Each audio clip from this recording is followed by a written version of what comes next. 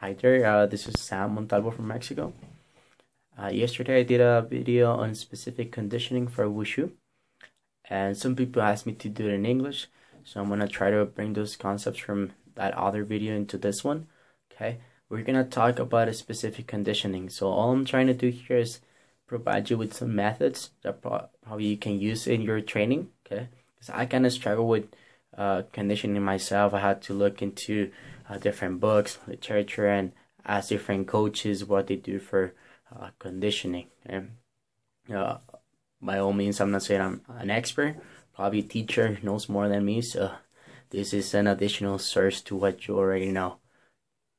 With that in mind, okay, let's go into what Wushu is. Wushu is anaerobic training, okay, an anaerobic sport, meaning that we don't use that much of oxygen into our work, okay, into our training, and that sometimes we do a couple movements, okay, lasting about 7 seconds, maybe 20, and then we'll rest. Right? That in mind, a routine lasts between 1 minute 20 and 1 minute 30, 35. Obviously, you can go up to 1 minute 40, which is not very desirable. Because you get tired towards the end and your performance suffers a little. So, talking about, with that in mind, talking about anaerobic metabolism, okay, maximal anaerobic power output happens around 7 to 8 seconds, okay. Now, there's two types of anaerobic metabolism, okay. Thinking about it as a 100-meter sprinter and a 200-meter sprint, okay. The 200-meter sprint happens in what's the other one? It's called anaerobic glycolysis. And this anaerobic glycolysis is where all the lactate and lactic acid starts building up in your muscles. Okay, that's where you kind of feel like the pH balance going into to one of the sides of the spectrum, and you start feeling like all tired. Your muscles can contract, and you start sweating a lot. Okay, so that in mind, we want to be able to sustain our anaerobic power throughout the whole form. Okay, so in some of the forms, you guys see they do a couple movements, about 10 seconds, maybe 20, and then they rest. They don't actually stop and rest, but they do a stance, and then they take 1, 2, 3 seconds, sometimes 4, and then they go again, full out.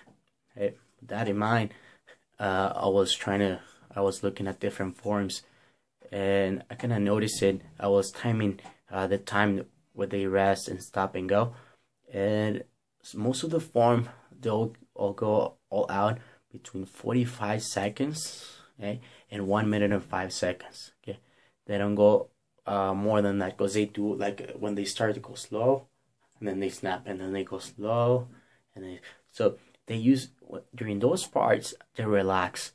Okay, they're trying to recover, get their energy back, focus on what's next. Okay, they're not trying to spend a lot of energy on those stances or those positions, especially when they do a balance.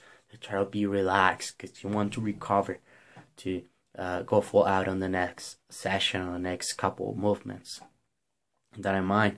Okay, so maximal anaerobic power happens around 4 seconds, but maximal anaerobic endurance or glycolitic power happens around 30 seconds to a minute. So we want to work on those two sides of the spectrum. So the variables I use, okay, are 30 seconds for one set, 45 seconds, or 1 minute. Those are the three ones that I use.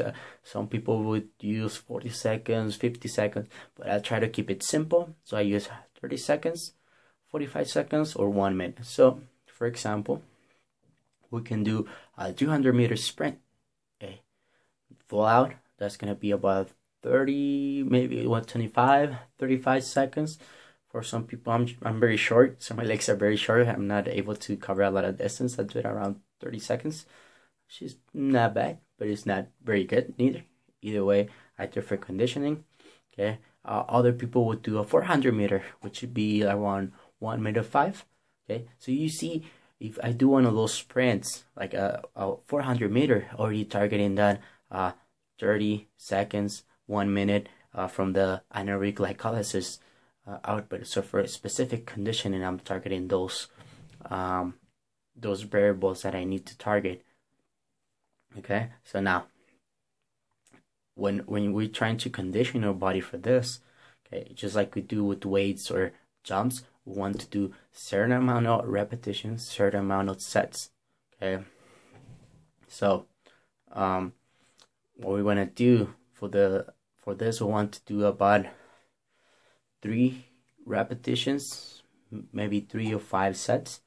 Okay, we can do this 1 time a week for maintenance, to keep this to keep your levels up, and to build up on that, we'll want to do 2 or 3 times a week. So for example, we can do Monday conditioning, okay, then Wednesday we can go full out on half forms, maybe just single sections. Maybe on Friday we'll do specific conditioning again. That way we're building up on that conditioning. So you can mix those this is specific conditioning exercises with your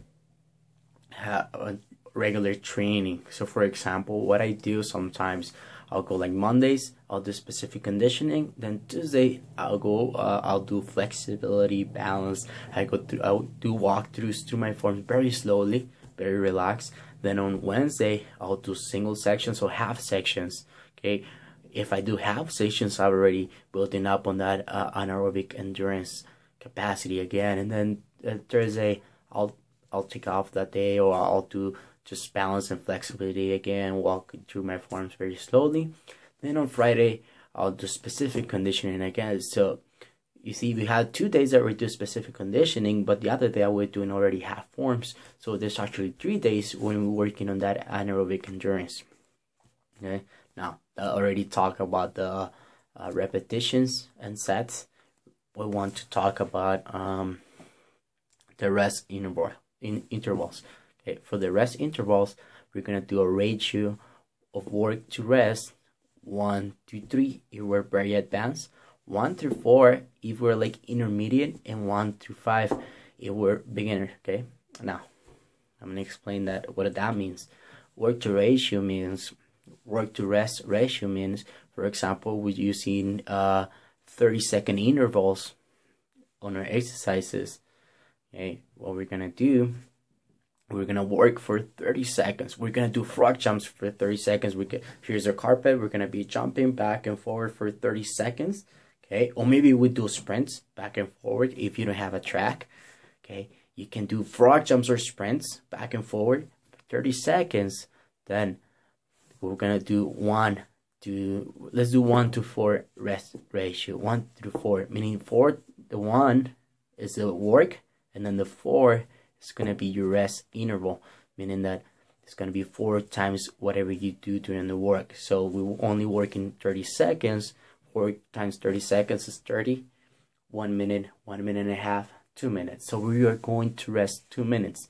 Now, resting doesn't mean that you're just gonna be laying down on the floor. Okay, you can walk, you can jog very lightly, or you can go through some of your exercises for your forms, but very, very, very slowly. Okay, you can also stretch.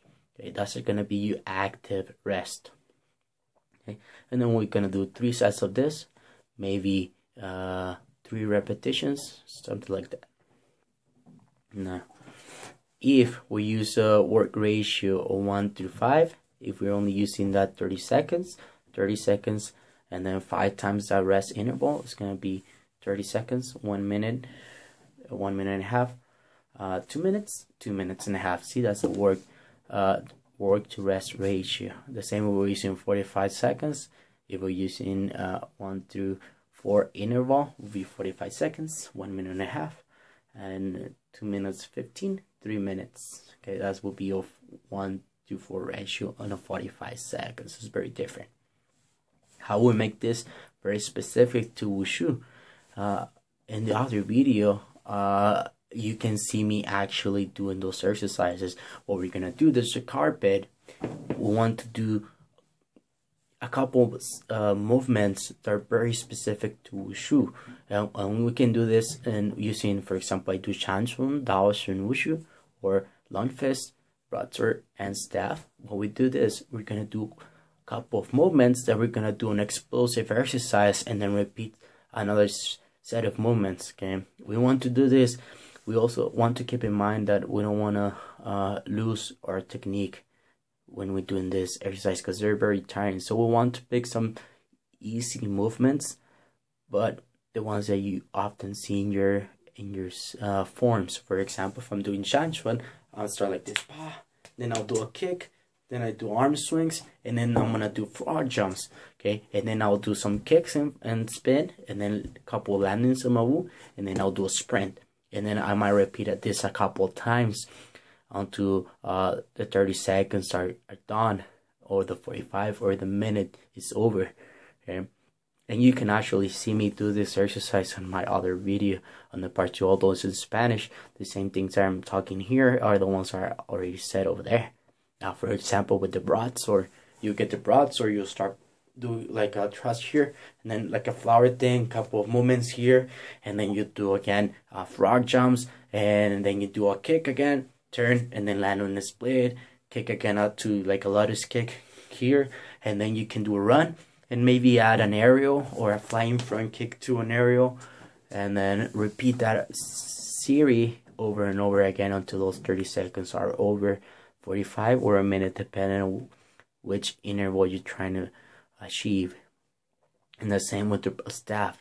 You get the staff, you can slam on the floor, a couple of movements, circle, and then you do front jumps again, or you can start with the sprint, whatever you want. You can do jumping on one leg, jumping on two legs without bending only on your ankles, like pogo jumps. Okay, and then you do another series with the staff, whatever you like. So the combinations is up to you. Try to use those movements that are in your form already. I don't want to give you something very specific, okay? Because you're a different person. You're not me. Okay? You're not using the same form as I do. Okay, so this is what it means with a specific conditioning for your form. The rest, I'm right here below. I'm gonna post kind of like the list of methods, the work to ratio, and another I guess example what I mean with everything on this talk. So can I have to summarize this again? For maintenance, you can do work once a week for conditioning to build up on your anaerobic endurance. Conditioning specific for Wushu, you can do 2 or 3 times a week. Okay, and besides that, I think that's it.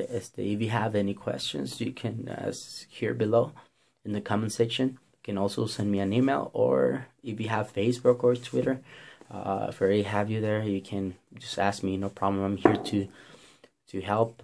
Some people are very kind enough to give me advice through these years, and I want to do the same here. I love the sport. I just want to share what I know. I know I'm not the best, so I don't know everything. Just want to share what I know. Okay, so good luck to you guys, and ciao.